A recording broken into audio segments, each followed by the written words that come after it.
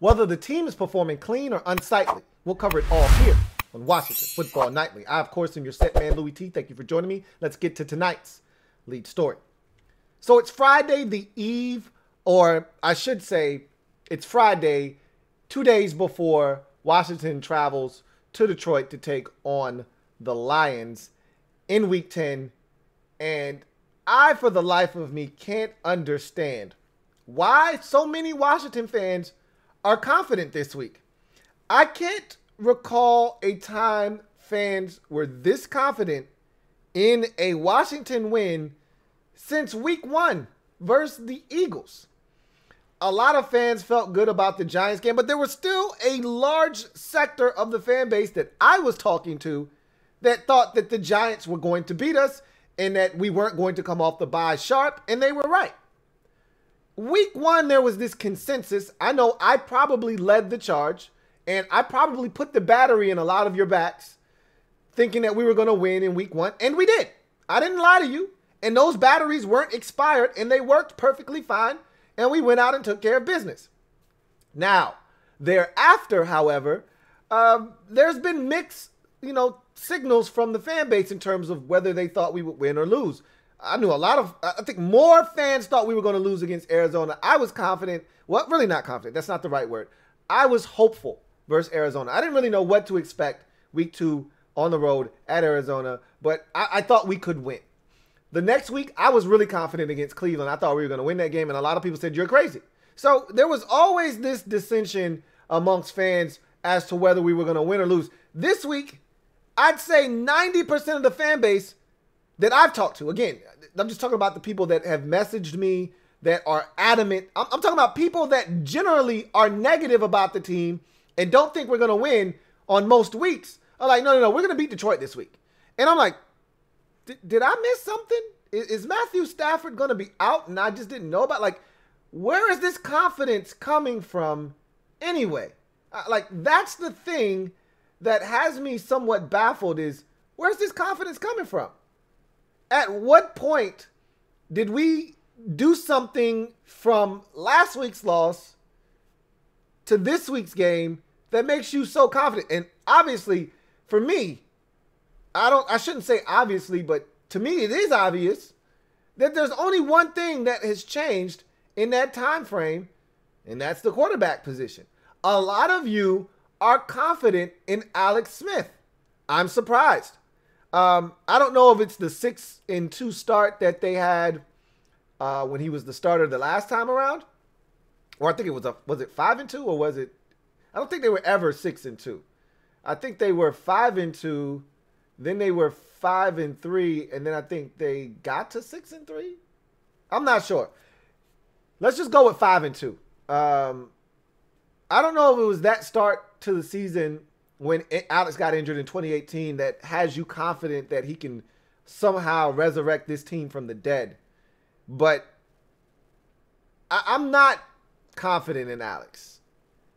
He has to prove me wrong. I want him to. Keep that in mind. I know some of you think I'm not rooting against the team. I want Alex to prove me wrong. I'm just not falling for the banana in the tailpipe anymore. I'm just not. So, it's amazing to me to see how many fans are adamant. Like, they're telling me we are going to win in all caps. I just did a podcast. My man, Big Money Sonny, who generally thinks we're going to lose, is like, no. We're going to win this week, dude. And win, we're going to do and will, in all caps, win this game. I can't tell you how many fans have said Alex is going to be so much better after a full week of practice. He's really got you guys fooled, man. I mean, again, if Alex goes out there and blazes the Lions, I'll be somewhat surprised. It's fully capable. It's fully capable of happening because the Lions play a ton of man-to-man coverage. It's not hard to dissect man-to-man coverage. And if your guys win, you can have a monster day against the Detroit Lions because they primarily play man-to-man coverage. And if your guys can win, and that's the question, do we have enough guys that can win? And will Alex spot them and throw the football in an accurate manner that allows them to run after the catch? That remains to be seen. But the opportunity is definitely going to present itself this week with the way the Lions play defense. However, I just don't think we're going to take advantage of it. Like, that's not who Alex Smith is. What you saw last week versus the Giants isn't who Alex Smith is and hasn't been that way throughout his career. So for you to think that, oh, with a week of practice, that 325 could be 350. And those 3 interceptions could be 3 touchdown passes next week. That's insane. It's far-fetched. And honestly, it's malpractice by some of you, okay, to think. It would be malpractice on my part to even fan that fire and fan those flames and make it even a bigger S-storm than it could potentially be.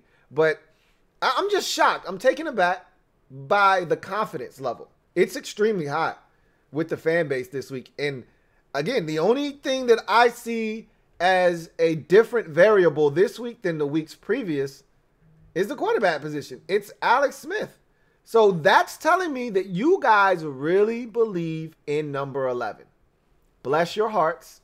I hope you're right, but I just don't see it. And oh, by the way, the Lions have a tremendous quarterback across the way. His name is Matthew Stafford. He's pretty damn good. Number 9. I don't see our guy out-dueling their guy. And a lot of times in this league, that's what it boils down to is your guy better than their guy? Well, I can answer that for you definitively. No, our guy is not better than their guy. And thus, I don't see us finding a way to win this game. But a lot of you seem to think differently. A lot of you seem to think contrary to that, and I hope you're right. That's all I can say is I hope you are correct. But nonetheless, let's move on to in other news, where we heard from Ron Rivera today. I don't really have much from Rivera today. I don't think much of what he said today was pertinent. Nothing was really big on, game plan or what he's seen from this guy or that guy.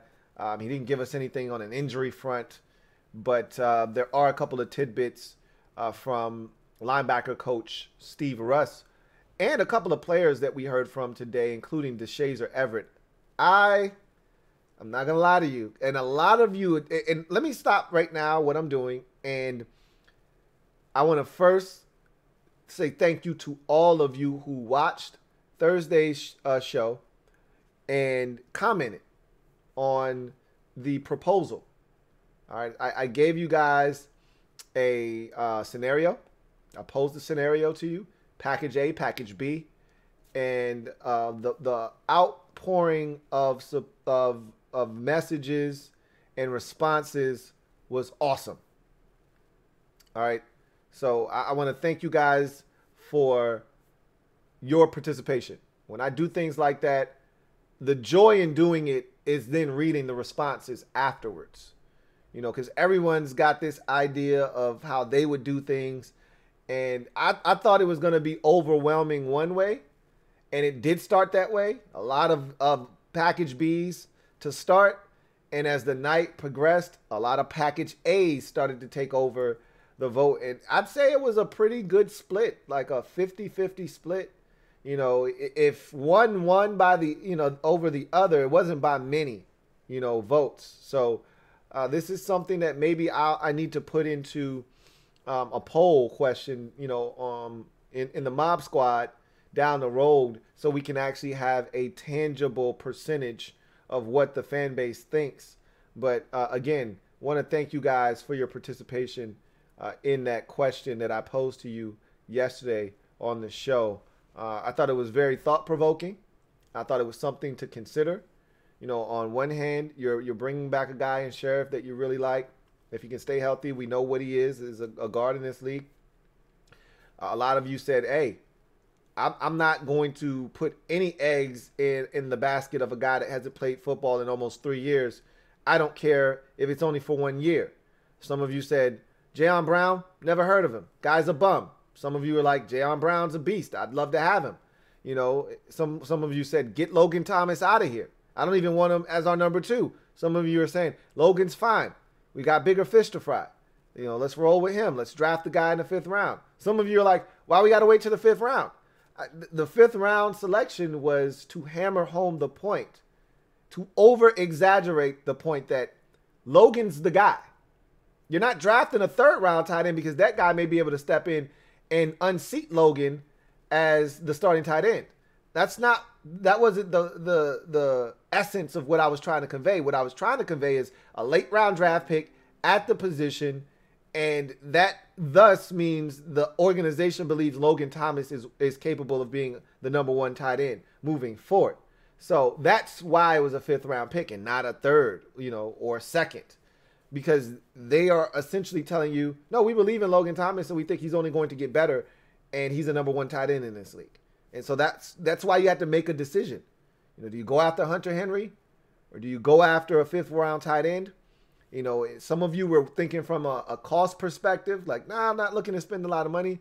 Let's go with option B. It's going to save you some money in the long run. Some of you are like, nope, I'd rather pay and know what I'm getting what I'm paying for versus trying to, bet on the upside of some guys that could, have them blow up in our face and we would be right back in the same predicament the following year. So it was interesting to read all of the comments.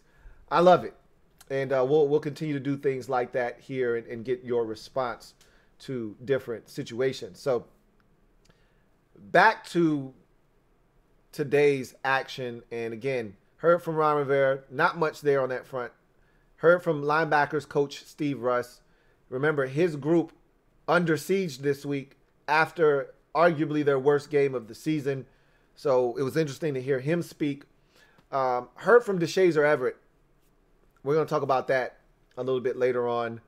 And also heard from Chase Young. So let's get to the injury report before we get to any of that and talk about who's up, who's down for Week 10 for both teams. We start with Washington and what they're bringing to the table in this game.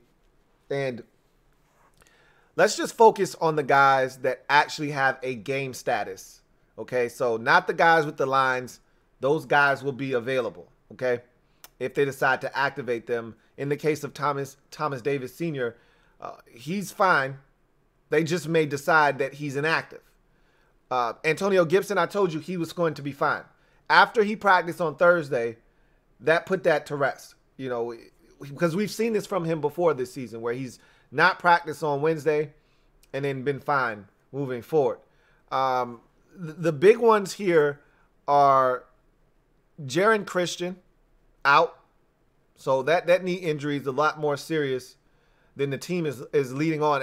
As a matter of fact, at this point, I shouldn't say that because he did practice on a limited basis Wednesday, and he probably had some swelling that took place thereafter, and that's why he didn't practice the rest of the week.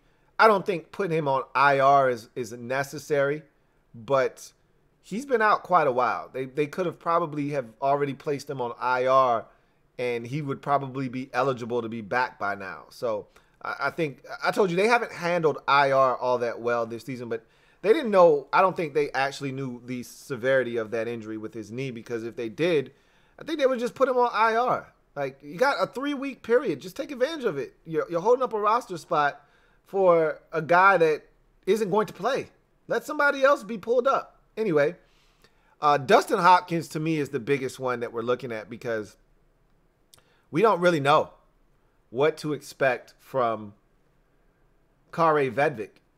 And, a lot of you, we got another kicker. We need to see what he's got, Again, be careful what you wish for. You just might get it. Now, who knows? Kare Vedvik could come in here and tear it up and be everything that you guys think Dustin Hopkins isn't. But just know that he could also be the opposite and be trash, and we could lose this game 23-20, just like we lost last week, because Kare Vedvik missed 3 field goals. That could happen too. Or we could lose the game, 20-19 because Kare Vedvik missed an extra point. Like, these are all real possibilities. So be careful what you wish for. I'll just say this. Dustin was limited again on Friday. if I had to guess, I'd say he won't play in this game. You know, a groin is nothing to play with a kicker. And you never want to put yourself in a position where that guy goes down. And maybe they'll be able to activate Kare just in case, but you don't want to hold up a roster spot for a kicker. If your guy's not good and you don't feel confident in him and you think there's a chance that in game he could tweak something, you just go with a different guy. And Kare's been here. They like him. He's been practicing all week. I think Dustin Hopkins is going to ultimately be inactive in this game. And then maybe we see D-Hop back next week versus the Bengals. But Inman's out with a hamstring. Dontrell Inman, wide receiver. Dontrell Inman is out with a hamstring. Hamstrings are really tricky. Didn't think he was going to play this week, even though he was limited yesterday and today. Never thought he was going to play this week, and he's not. I think he might be able to go next week. But Jeff Badet is questionable with a hamstring. I'd be shocked if he played either, even though he was a full participant the last 2 days. Again, hamstrings are very tricky, especially for a speed guy like Badet. And that's really it. Jared Norris, a core special teamer, out with a hamstring. Okay. Like, we're not even going to notice that he's gone. So those are your injuries. We're pretty healthy still. We're relatively healthy as we go into week number 10, as we transition to the Lions and their injury report. Really what I want to focus on, again, just like with Washington, just the guys that actually have something in the game status category. Because remember yesterday we spoke and I told you this is a laundry list of injuries. It's 16 guys on this list. But I told you of these 16, more likely than not, 12 or more of them will play. So I wasn't anticipating many of these guys missing. And I told you, I only think, 2 or 3 are actually going to not play. I told you Kenny Golladay wouldn't play. I told you that was a fact. Well, he's out. So that's a big loss for them. But we knew he was going to be out when he first sustained the injury a couple of weeks ago. So that's not a surprise. Now, the guys that are questionable, and they've got 1, 2, 3, 4, 5, 6 guys that are questionable heading into the game. The rest of these guys are ready to go. Of the 6 guys that are questionable, you should only really concern yourself with 4 of them. Big V, their tackle, who has a foot injury, has been limited all week, essentially, is questionable. He can't go. That's a big boost to our defensive line because he's one of their big parts of their offensive line. Jamal Agnew is a dynamic punt returner. And if he's in the game, he can take one to the house at any moment. So if he's not able to go, great. We don't have to worry about their special teams unit doing anything to us. And then TJ Hawkinson and Jarrett Davis are the other 2 that you really need to concern yourself with. Now, Joe Dahl, a guard, is a guy. I'm not sure if he's a starter or not. So I can't really tell you about Joe Dahl or not. But I know TJ Hawkinson, obviously a huge target for them at the tight end position. He could potentially be out with a toe injury. That's something to keep an eye on. He did not practice Thursday, but was a limited participant on Friday. If he's out, they're in trouble from a skill position standpoint because you'd be down your best receiver and best tight end. So that would bode well for us. And then Jarrett Davis is one of their young linebackers that they like, and he's questionable as well. So limited on Thursday, limited on Friday with a knee injury.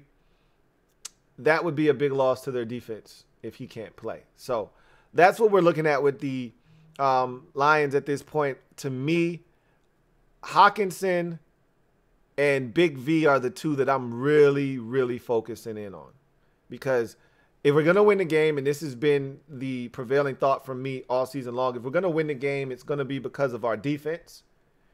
And if we're going to win because of defense, it'd be great to have some of the best players that the Lions can put on the field not available for the game.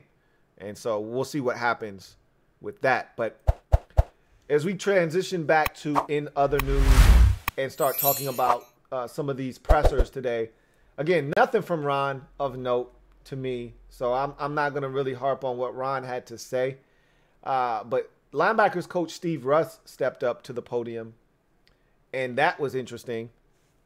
And I actually have a picture of Steve Russ. So I'm going to put that picture up because we may not hear from Steve Russ again this season.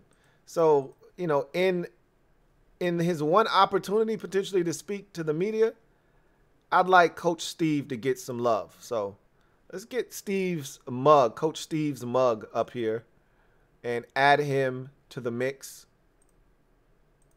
And get him a little love because his group was under fire this week. So he had to come to their defense, did Steve Russ, linebackers coach. And I thought he was pretty open and candid about his guys. Yeah, we'd like to see them play better. But at the same time, he acknowledged they're young for the most part, you know, with the exception of Bostic. But they're not looking to single anybody out. They're young. And as Del Rio said, we put a lot on their plate. He said, you know, when you come from college, and I thought this was one of his most thoughtful answers, which was, what's the biggest difference for a linebacker and what you have to teach them and what they have to kind of grasp and understand from the college game to the pro game in the run game. And he said, you know, the biggest thing is that in college, there's a lot of horizontal action, you know, in the run game. You know, a lot of read option, you know, a lot of getting outside because a lot of people are in gun. And so it's not a lot of sophistication along the offensive line. Like college offensive line blocking schemes are trash. They really are. They really minimize the duties of offensive linemen. And sometimes that's what makes it so hard to see how a guy is going to actually translate to the next level. I mean, if you've got a keen eye for what you're looking for, you feel like I can coach it up. But when you watch a lot of these college schemes, they're not asking a lot of these tackles and guards in particular. You know, the centers, their job is usually universal across the board. You know, calling out protection, having to scoop guys, having to double team, things that you can see that with the center. That usually it doesn't change. But the responsibility of guards and tackles at the next level is vastly different. And as Coach Steve Russ talked about, you don't see a ton of pulling. You don't see a ton of teams coming right at you. That's why you see the Wisconsins of the world have so much success, because that's more of a pro-style offense where you got a downhill, you know, fullback in the backfield, downhill rushing attack, gap scheme, that sort of thing. You're seeing in college there's a lot of trying to get to the edge and a lot of read option and, you know, and things of that nature. So you're attacking one defender and you're reading the defensive end type of deal. And so when you get to the NFL, it's a lot more complex. A lot of things going on. He talked about like jet sweeps and all the motion that they have and really having to decipher, you know, where are my keys? You know, what's my responsibility? And can I hit it and go much faster than slow? And, you know, it's a process. It's an ongoing process for these guys. And so he talked about that. And, you know, I will say this. Ron Rivera was asked about Khaleke Hudson today. And he said, look, you know, Khalek's a hard worker. We think this guy has immense talent. But we got other young guys that we're looking at. And, you know, maybe at some point Khaleke will get a look, see. But right now, that's not the direction we're trying to go in. It's essentially what he said about Khaleke. So, because I know there were some of you out there asking about Khaleke Hudson.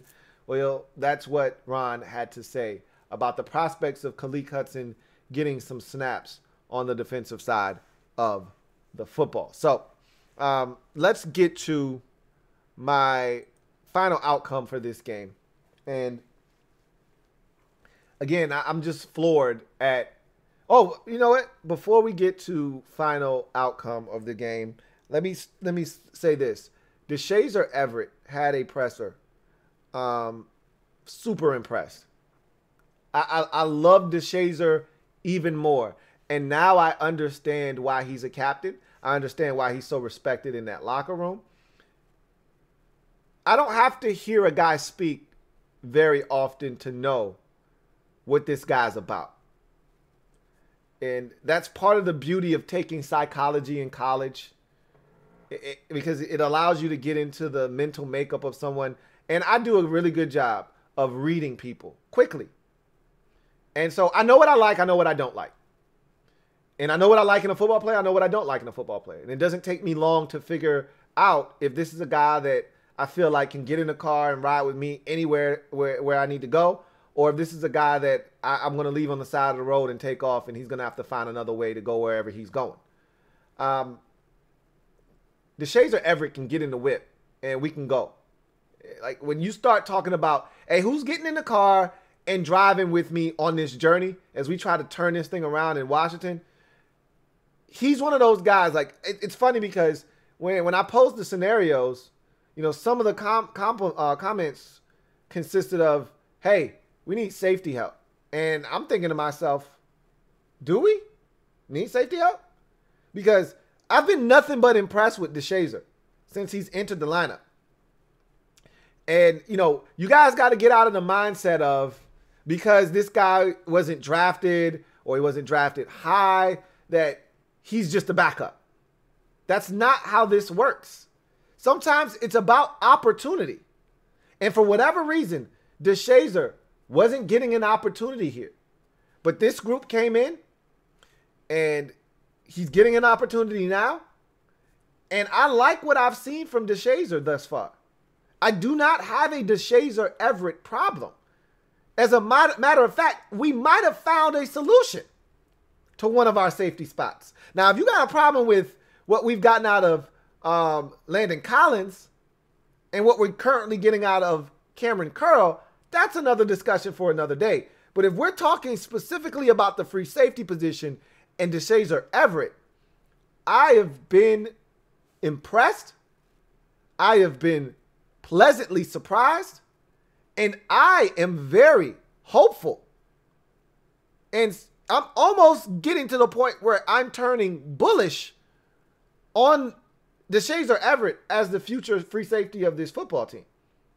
So listening to him talk was refreshing because he seems to have figured it out. And it takes a while sometimes. And I told you, no two guys are alike. You know, one guy could come in from day one, he gets it. That was Terry McLaurin for us.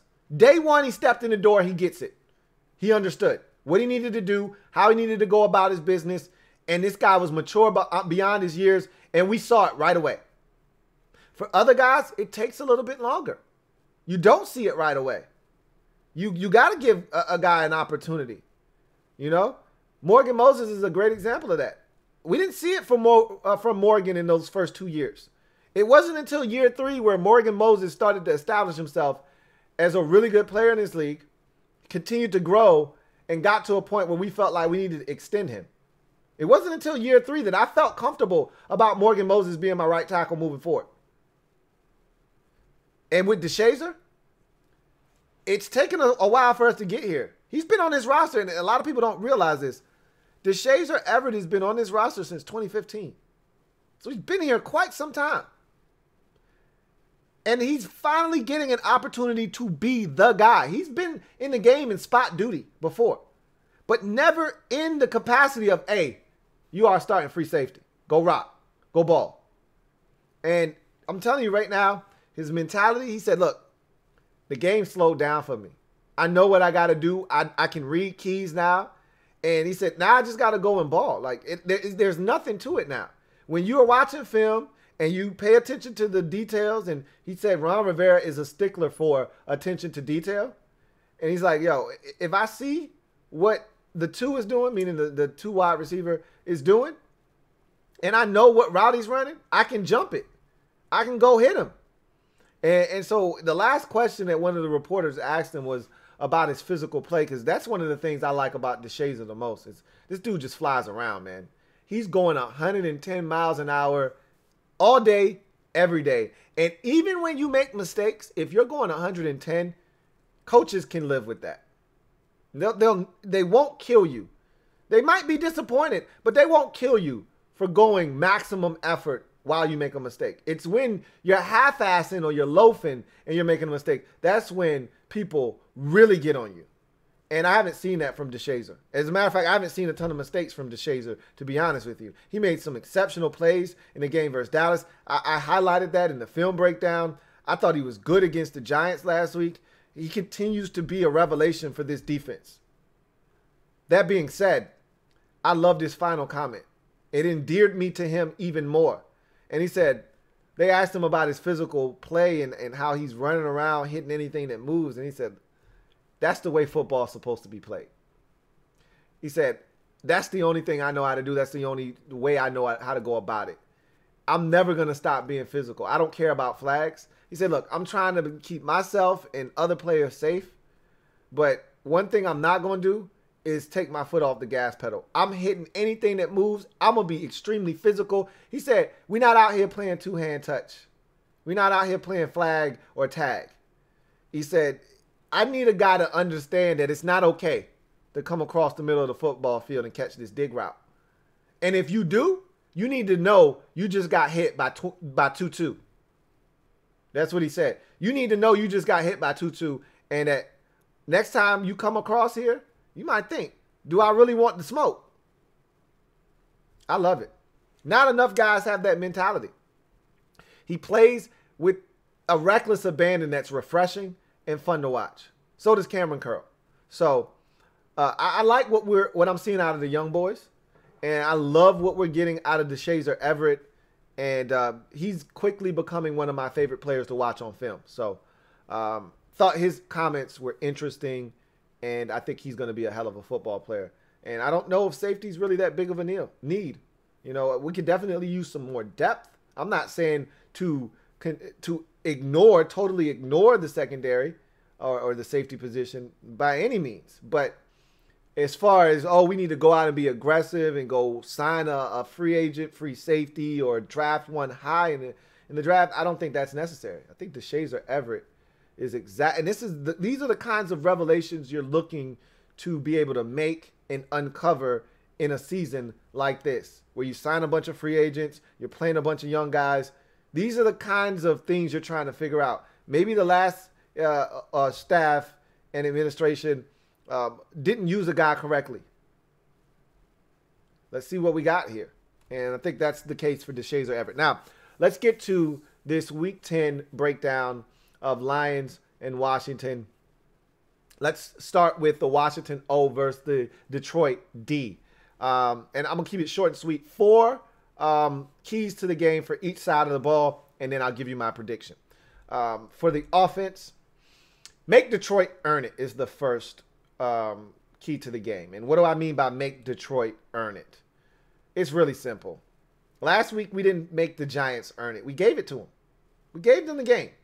5 turnovers. Get you beat just about every single time. Now, if you force 3 or 4 of your own, maybe you got a shot. But 5 turnovers without one in return, more likely than not, you're going to lose the game. Probably 99.9% of the time you turn it over 5 times and don't get any back, you're probably going to lose the game. We didn't force the Giants to earn it. We gift wrapped it for them last week. You got to make Detroit earn this victory. And it's not just turnovers and taking care of the football and penalties and things like that. It's also, you can't give up big plays. And we'll talk about that defensively. Just make them earn it. Whatever they do, if they beat us in this game and they earn it and we didn't turn it over and they just better than us, you tip your cap.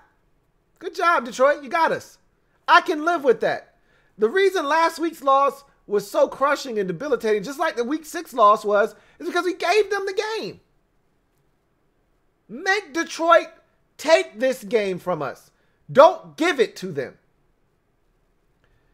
Next key to the game. Establish the run. The Lions stink against the run.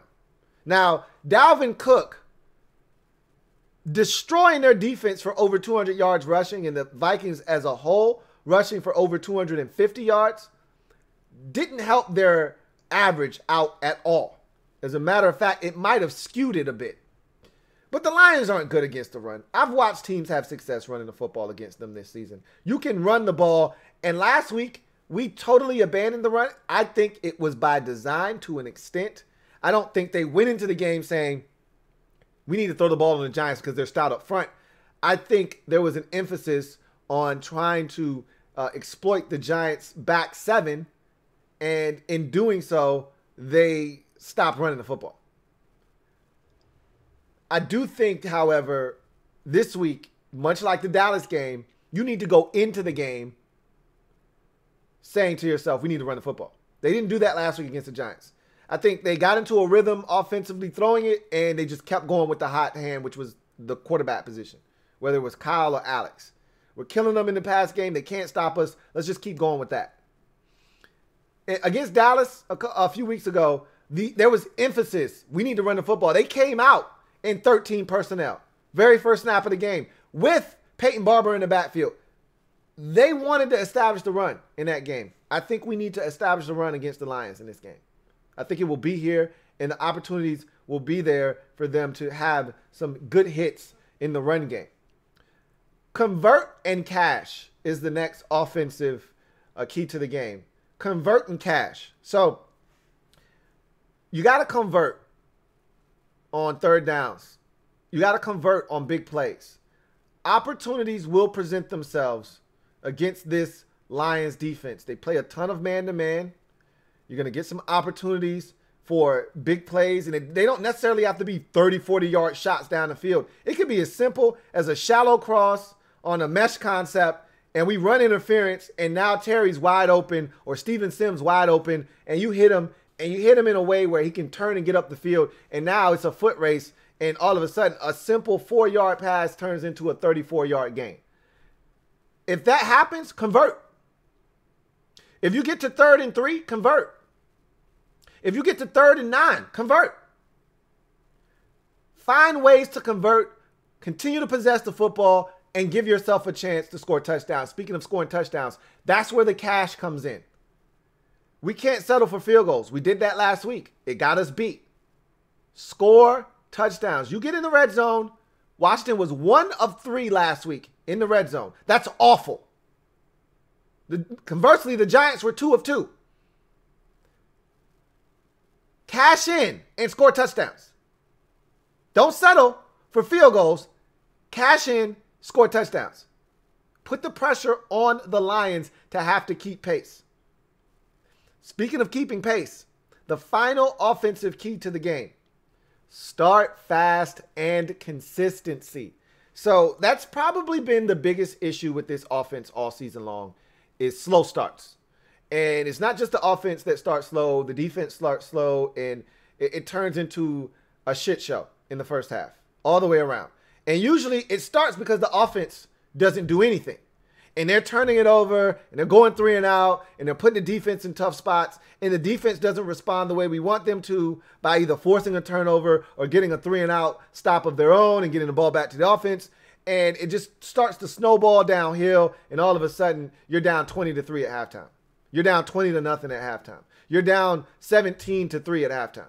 Too many times, that has been the case this season where we haven't gotten off to fast enough starts offensively, and the defense then kind of goes through a lull, and next thing you know, you look up, it's halftime, and we're down 17-6. And you're like, well, goddamn, can we get off to a faster start? It hasn't been many times this year. We've only led at halftime once. That was the Dallas game. We've got to get off to a faster start, and we got to be consistent. The Cowboys game was the only game that we played 4 quarters for. We can't lay claim to that in any other game this season. If we start fast, then we finish slow. We started semi-fast against Cleveland, and we're good in the 3rd quarter, and then the wheels fell off in the 4th quarter. Consistency from start to finish. Start fast, finish even faster. And our 3rd quarter defense has been extraordinary. We've only given up 6 points through 8 games to this point of the season. In the 3rd quarter, 2 field goals. That's it. Well, how about doing that in the 1st quarter, in the 2nd quarter, not just the 3rd quarter? The Giants scored 20 points in the first half, 3 in the second half of that game last week.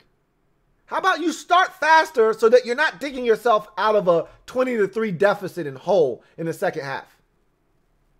And you got to be consistent. Start fast, finish faster.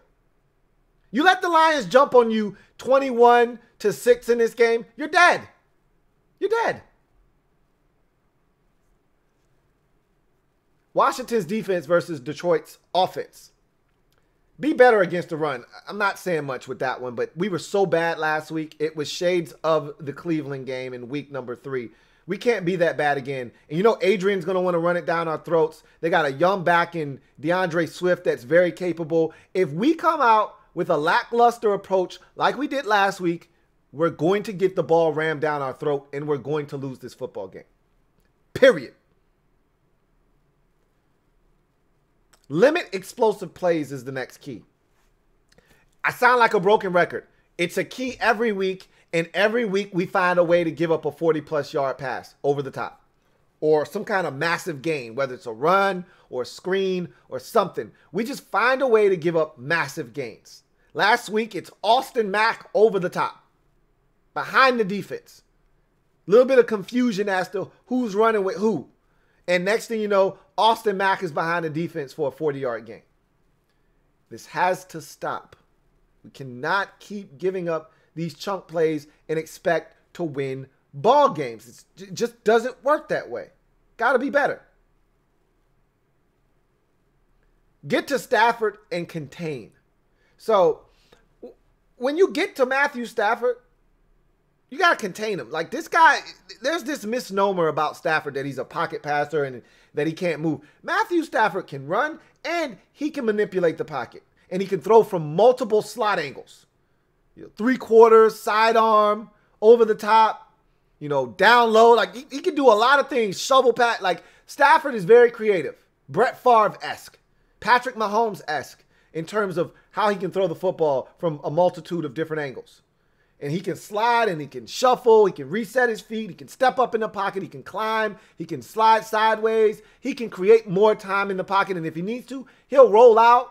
He can use his legs to extend and then hit someone. He's extremely accurate outside of the pocket, just like he is inside the pocket. If we do not get to Stafford, he will have a field day despite not having his best wide receiver and potentially not having his best tight end. He's good enough to do it.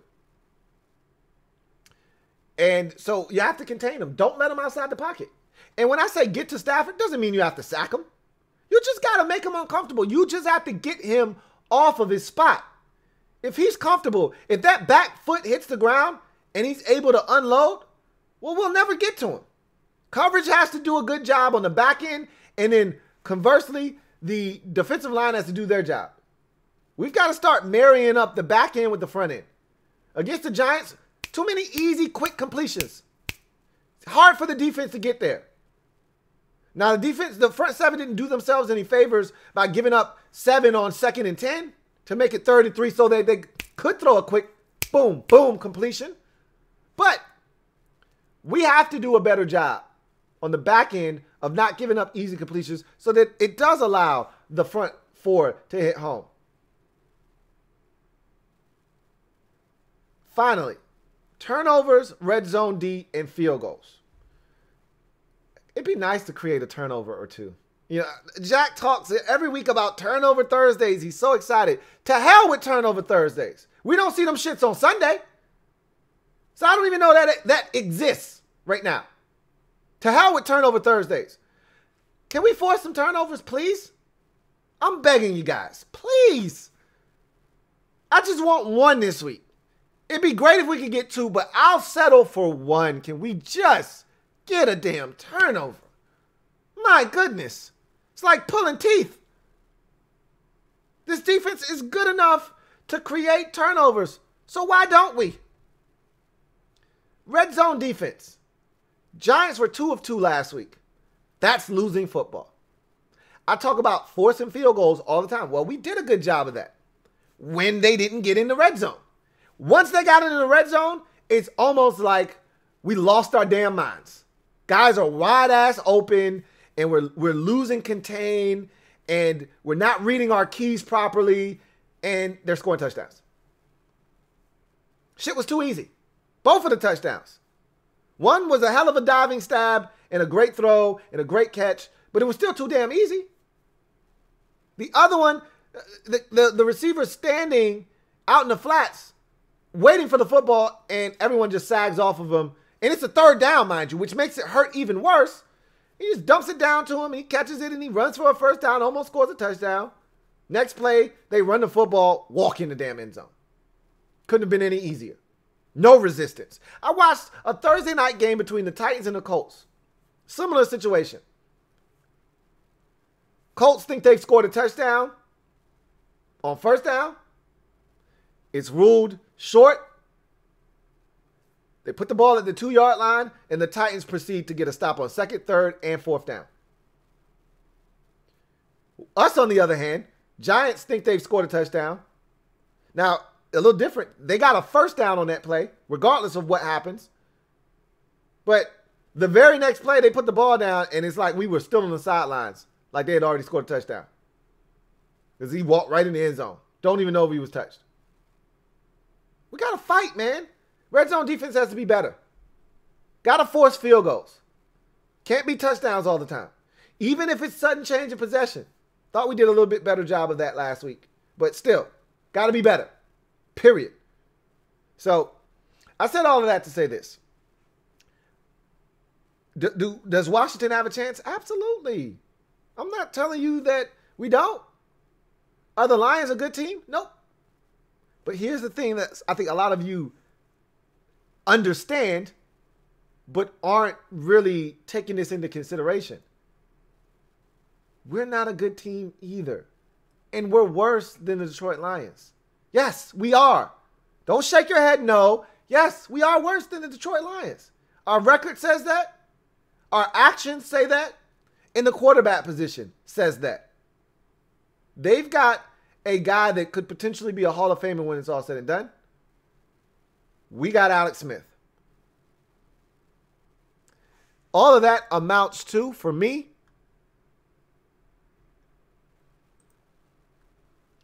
a 28-20 loss for the good guys on the road to the Detroit Lions. We don't hold up our end of the bargain in terms of keeping them out of the end zone. They score 4 touchdowns in the game. Meanwhile, we, as usual, have opportunities to score touchdowns. We got to settle for field goals. We scored 2 touchdowns, 2 field goals, had an opportunity on one possession to get in the end zone, failed to do so, got all the way down to the 3-yard line and couldn't punch it in.